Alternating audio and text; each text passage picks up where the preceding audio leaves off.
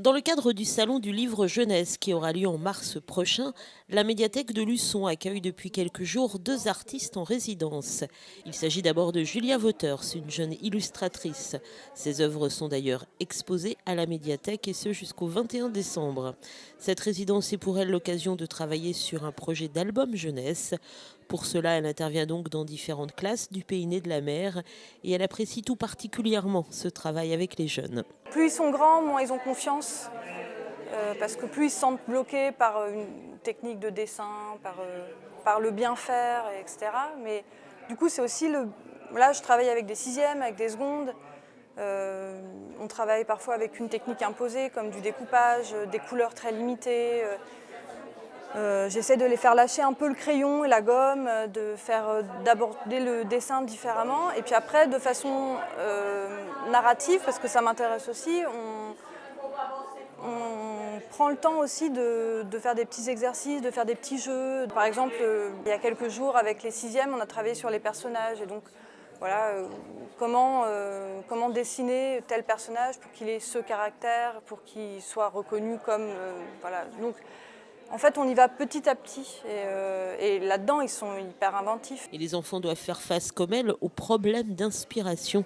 Pas facile, en effet, face à un livre, de trouver tout de suite les dessins qui feront mouche. Non, j'ai pas toujours l'inspiration. Alors du coup, quand je l'ai pas, ça me rend très malheureuse. Je suis imbuvable. Là, je trouve que cette résidence, elle arrive à un bon moment parce que j'ai retrouvé de l'amusement dans ma technique, ce qui était moins le cas ces derniers temps. Mais là, on rentre dans des choses... voilà, ça nous échappe aussi.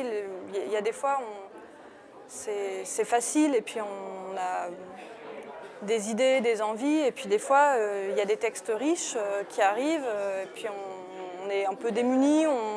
Il y a aussi la volonté de ne pas refaire ce qu'on a déjà fait, de ne pas se lasser soi-même, de s'amuser à toutes les étapes du livre, c'est-à-dire les crayonnés, là où on fait vraiment le bouillon du livre, et puis après les définitifs, la couleur, la maquette. Enfin, c'est aussi pour moi apprendre à comment gérer ce métier-là que d'apprendre à toujours s'amuser un peu différemment, quoi. Que ça soit pas une routine, que ça soit pas un boulevard.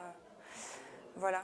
Autre artiste invité, Thomas Cotto, auteur de livres jeunesse depuis 15 ans, un genre qu'il adore en tant qu'auteur mais aussi en tant que lecteur. Les jeunes, les adolescents, alors la littérature adolescente, il n'y a plus tout à fait de frontières entre les grands ados et les adultes, hein, finalement, donc, mais principalement pour les enfants. Ouais. Mais parce que je crois que je suis déjà un gros lecteur de livres pour enfants. J'ai toujours adoré ça, toujours.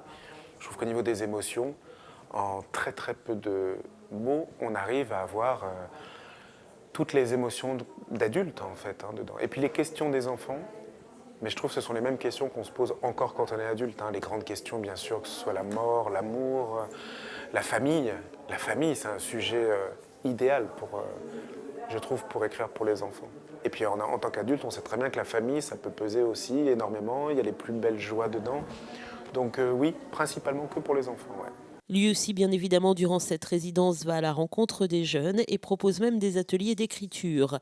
Et pour lui, cette résidence est une aubaine car elle lui permet de se poser et de prendre son temps. C'est vrai que l'idée d'une résidence comme ça, comme l'a initié la médiathèque de Luçon, c'est surtout avoir du temps pour soi, du temps pour faire ce qu'on aime, du temps pour créer.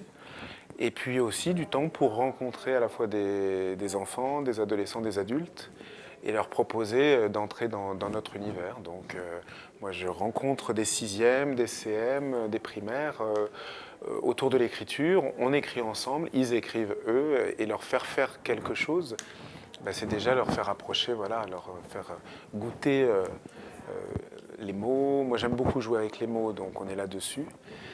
Avec les adultes ce sera différent. Et c'est vraiment cette idée du temps en fait. Thomas Cotto qui a proposé également une lecture à voix haute aux visiteurs de la médiathèque à partir d'un livre de Cathy Itac.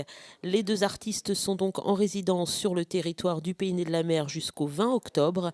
Ils reviendront ensuite du 12 novembre au 14 décembre prochain.